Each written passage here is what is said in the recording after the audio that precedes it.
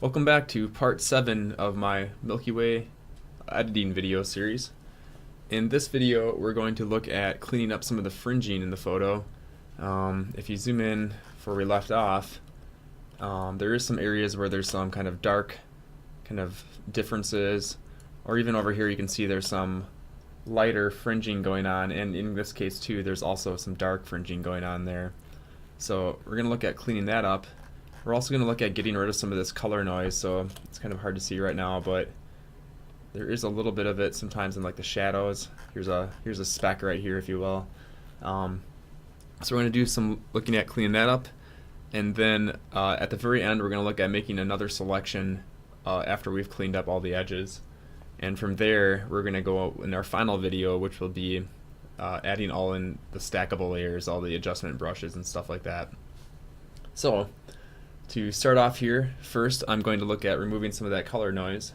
So to do that, I'm just going to jump a new layer here, and I think I'm actually going to do that one step below here, and actually I'm going to do that at the very bottom.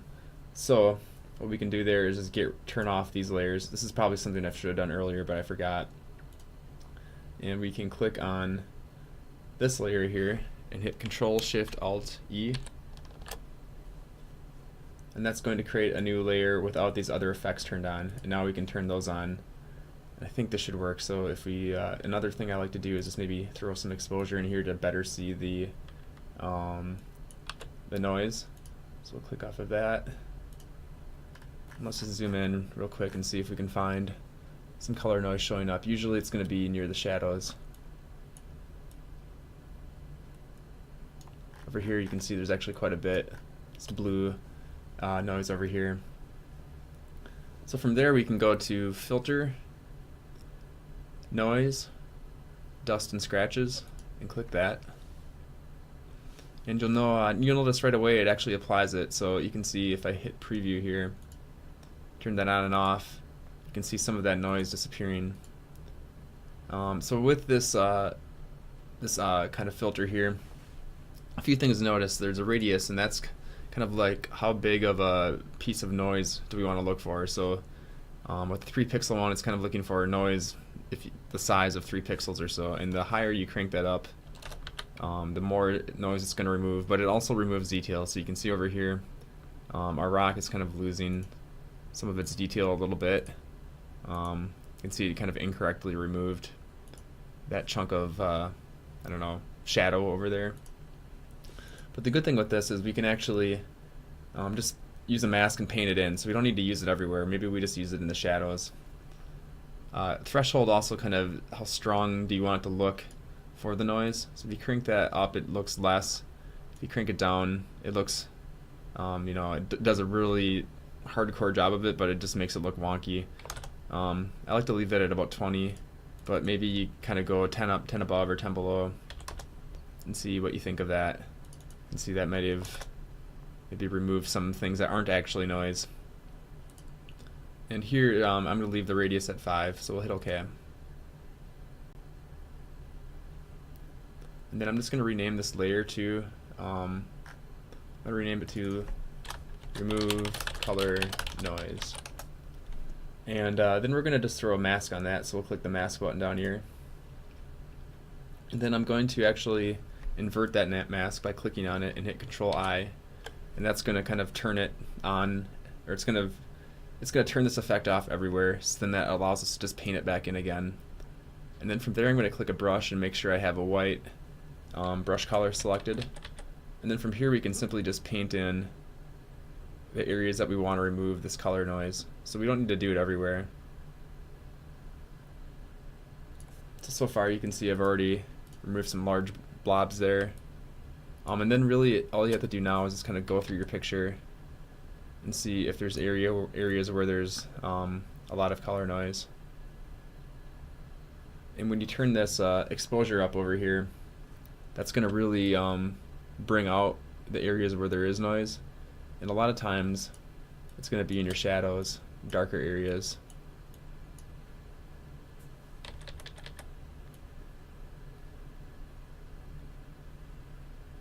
So here we're just painting over that.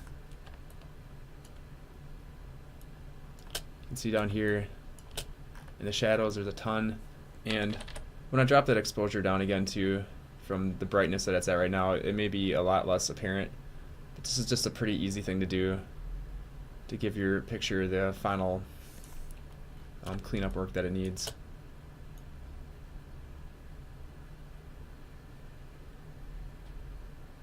And if you're finding that it's not, if there's still color noise left, you can redo the process but use a stronger or a higher radius, or maybe a different threshold level too.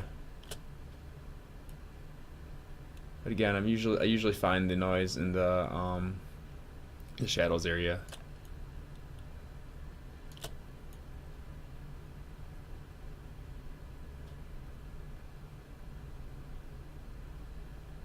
You can also use a setting on your camera called long exposure noise reduction. I think the Sony A7R2 on mine has that. But the problem with that is you have to take two photos, or you have to take, you know, your normal photo and another one at the same length. And if you're doing long exposures, that will it'll take a very, very long time to get all of your photos in, because you're gonna have to do every photo twice.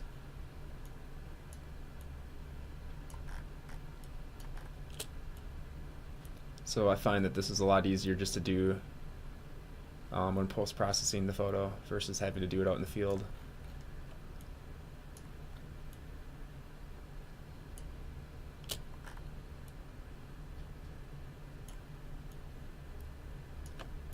In this case, the ones that are blue really stand out as obnoxious versus some of the red noise. Some of the red noise I'm just leaving in there. It's not really affecting the image too much.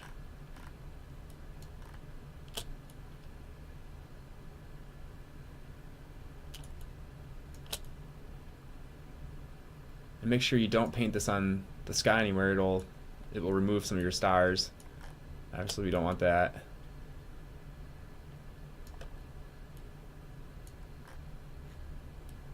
Alright, I think that's a pretty good job. Maybe just do a little quick before and after here to see what that got us. You can see some noise going away there. I think I got rid of a lot over here too. See some popping up there.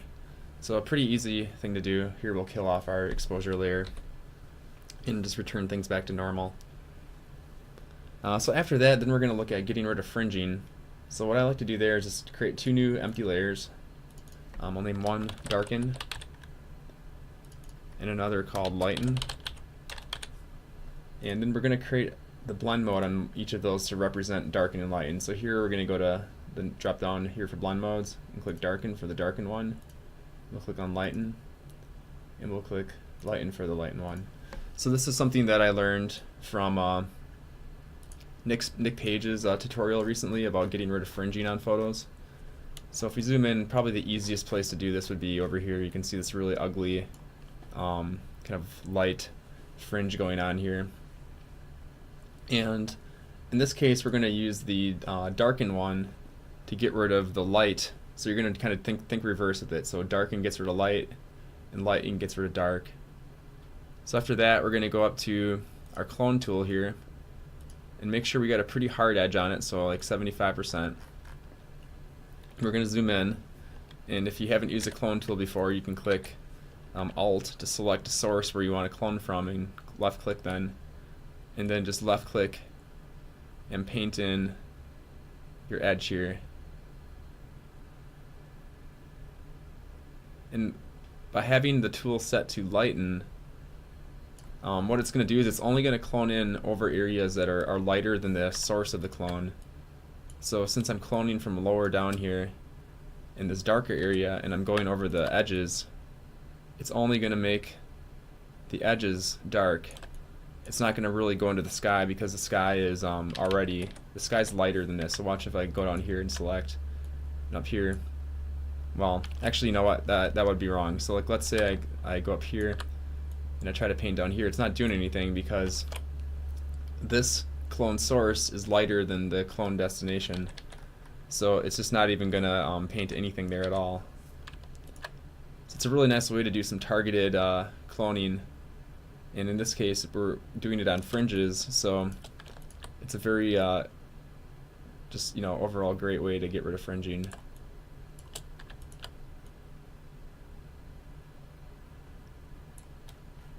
So let's see a quick before and after for that. And the same is true for the sky then. So if we want to get rid of this kind of weird bleed over in the sky, and that's probably from a not so great selection earlier on, we can click up here. Make sure you select your lighten layer now. So click up here, and then just paint in on the edges of your sky where you want to do that. Be careful not to touch the star when doing this, because the star is obviously lighter than the dark area we're doing, and it's gonna pollute the edge that we just made. And you gotta play around with the with it a little bit. In this case, I think I'm gonna drop my opacity down to maybe 75%. Let's try that again, because it was getting a little the colors were getting a little weird. And sometimes you can't quite get the star out of there. Here we can just blend that out.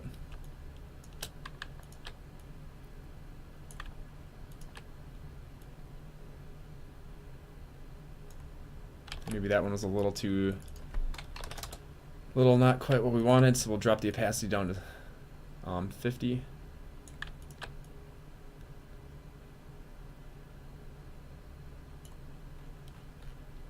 And zooming out here, to turn those effects, we'll just create a quick folder, drop those in there so we can see a before and after quick.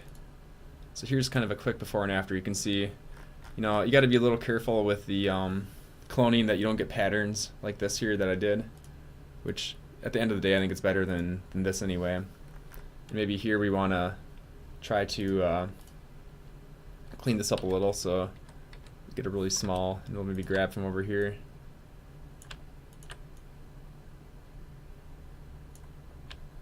Looks a little better. So really then it's just a process of doing that wherever we think that effect is needed. So change my opacity to 75 again here. And again, depending on how good of a selection you made earlier, here I'll get rid of the darken. So you can see there's actually a star. This here actually I would recommend is doing a regular clone. So sometimes I'll pop another layer here and just call that one clone. So this star is just, you know, we don't even need to worry about darken or whatever then. So we'll click down here to clone source. And in this case I want 100% opacity to just totally get rid of the star that's hanging out there.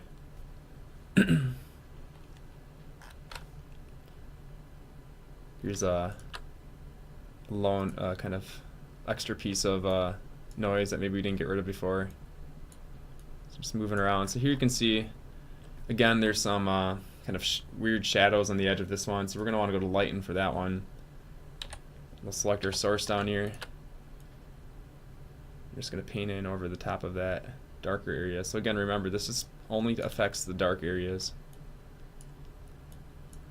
Here we got this weird kind of edge here too. So we're going to go on lighten for that one to get rid of the dark spot.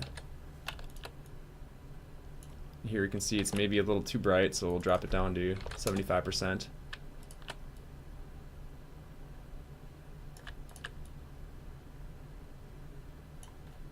Make sure that looks alright from afar. Maybe even want to do 60% for that. I'm very bad at typing it obviously here, so 60%.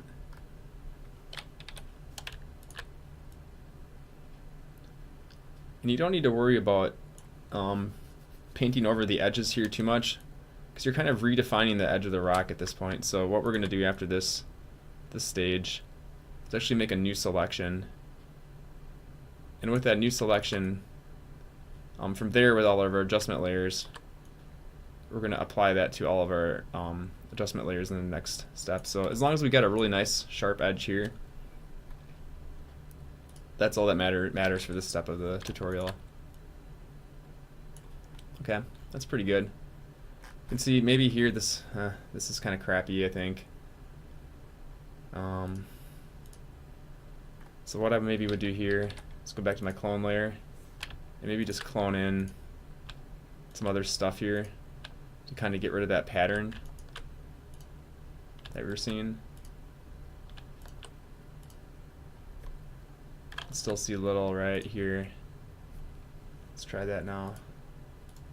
So yeah, see that really cleans up the edges with all that weird stuff. The goal is just to get a nice smooth edge on your photo.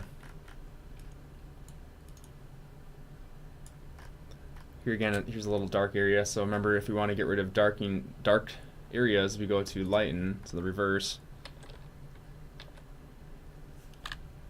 I'll make a new selection over here by holding Alt.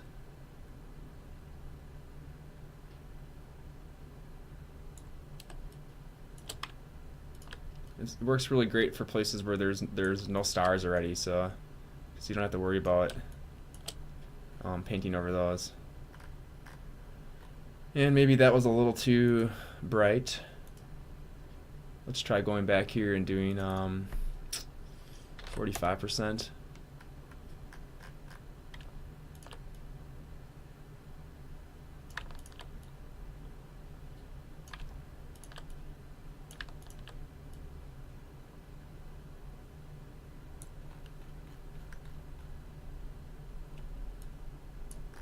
I guess over here too. Let's see if we can lighten this up a little. So we got 45% still.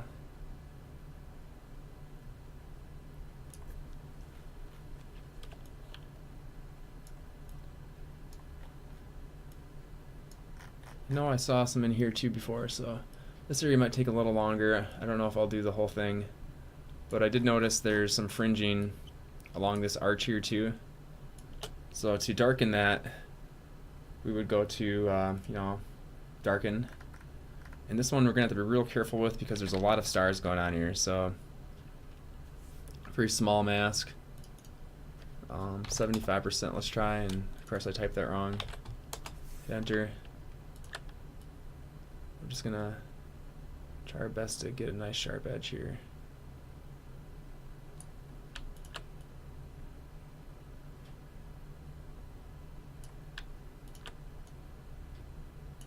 Let's try a quick before and after on that. So here you can see kind of a messy edge to a very defined edge.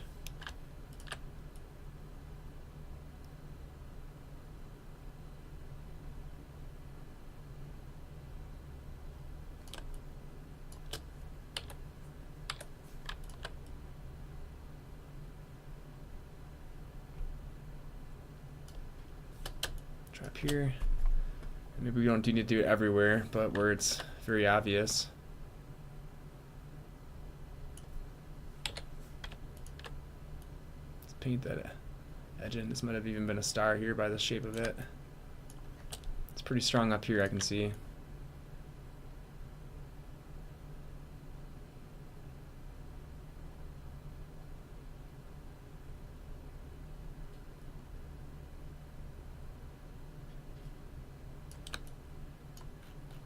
Zoom out here and see. You can see this looks a little weird here, doesn't it? If you did something you don't like it, you can always go to the eraser too. Make sure you got 100% opacity turned on, and then just paint back over it like that. So in this case, I think that since that one looks so weird, I think actually we want to go to just regular clone. I think. Go to our stamp tool. And you're just gonna paint in a nice straight line there. So that looks a lot better. And then we'll go back to darken. Click here, source it. Let's go back over it. So, there we could look from this. That looks a lot better, I think. Just trying to look at how much more. So we don't have a whole lot more here. Let's finish up the rest. So we go back to our darken layer. Make sure we have it selected. And I think before I might have had this at, let's try 60% now. Here we're just going to keep painting in this edge.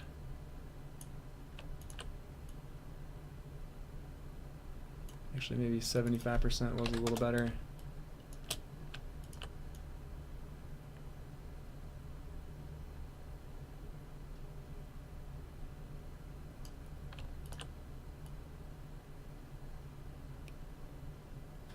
And sometimes you might kill a star or two doing this. It's alright. The Sony Star Eater will kill way more stars than you can do this way. Just kidding.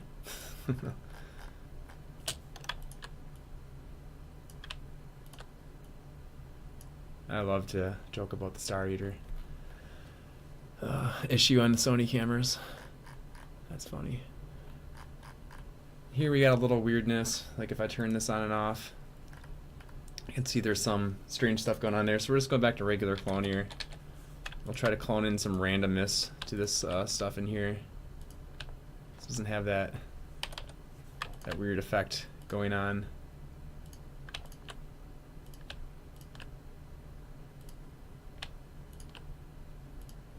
That looks better, I think. So yeah, I think that's a pretty good job there of cleaning up the edges. Do a quick before and after. See the much better defined edge now. And then again over here where we had some issues. Let's look at before and after there. I think it's a much better job too.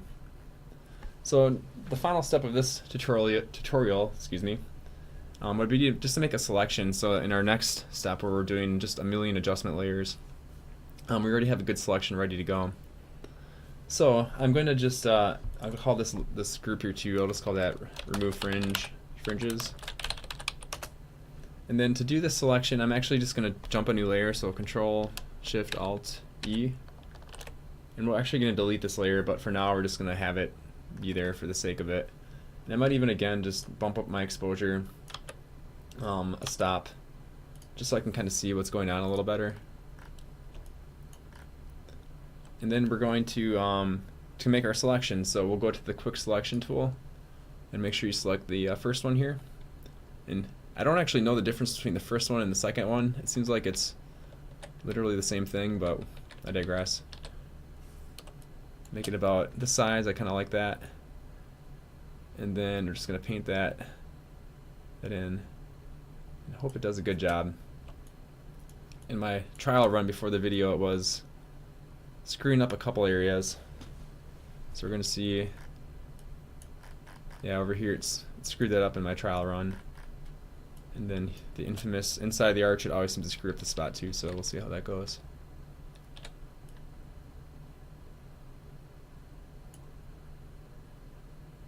Over here, it did a good job. Zoom in and just get the rest of it here.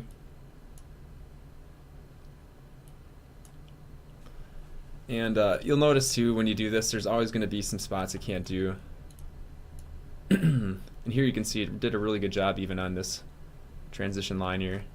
But there's always going to be a few spots it sucks at. Let's do this here as good as possible.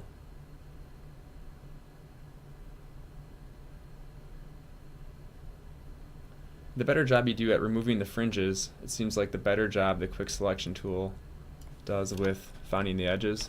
And that was so bad, we're just going to undo that and start over.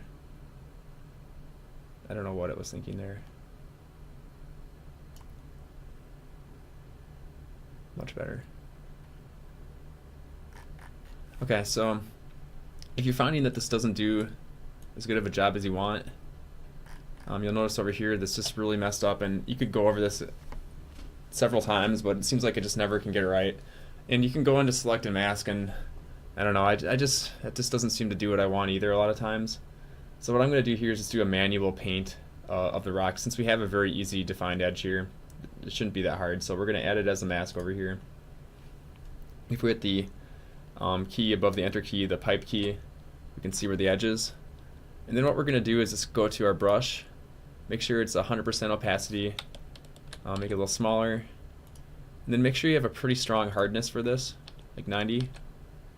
And then we're just going to paint in where that rock is, since the AI in Photoshop, or whatever you want to call it, just is not smart enough yet to figure this out.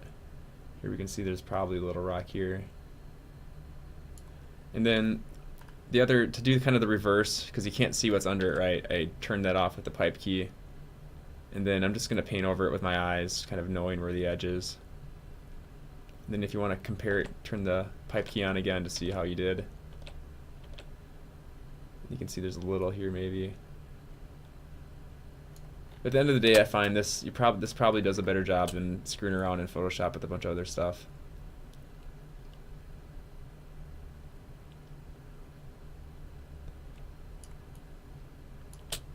Sometimes you got to zoom real far in, get a nice small brush. And then in this selection step here, you really want critical selection. You want as good as possible because, again, when we do all those adjustment layers, if there's any kind of shifting on here, it's going to adjust the wrong stuff. It's just going to screw it up even more. Here we'll get rid of the star. I have no idea why I would want to put that in the selection. It's gone now.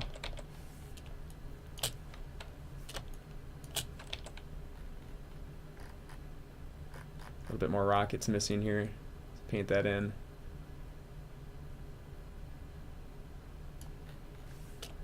Some more.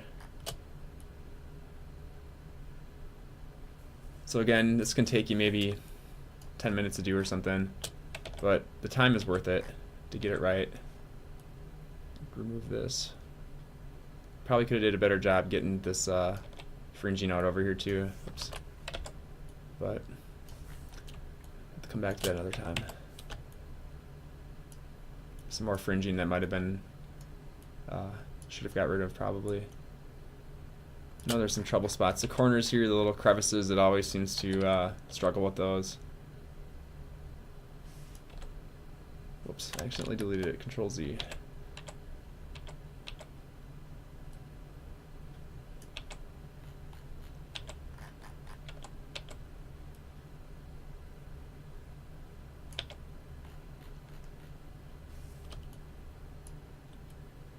So yeah, I think that's pretty good. I know there was a spot over here too it was struggling with. Paint that in.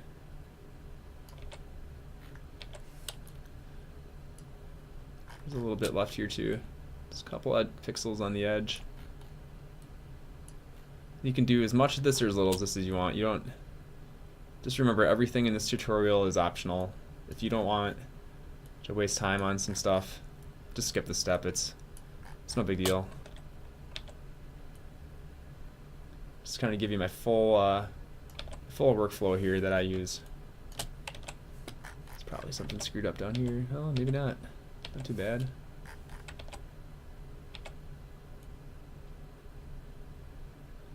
Down here you can see my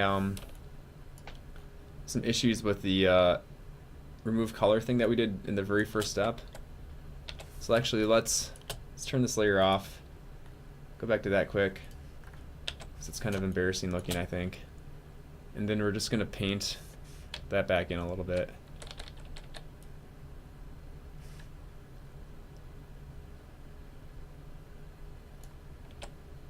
Yeah, that's much better. We'll bring this back. Turn our layer on again, or our mask on again. So yeah, I think that's pretty good. I think that's a good selection. That's going to put us in a good spot for the next tutorial where we look at making some adjustments to the Milky Way. This is actually probably the best part of the whole tutorial. We're actually getting some kind of artistic input into the whole photo. So thanks for following so far, and the next tutorial should be the last.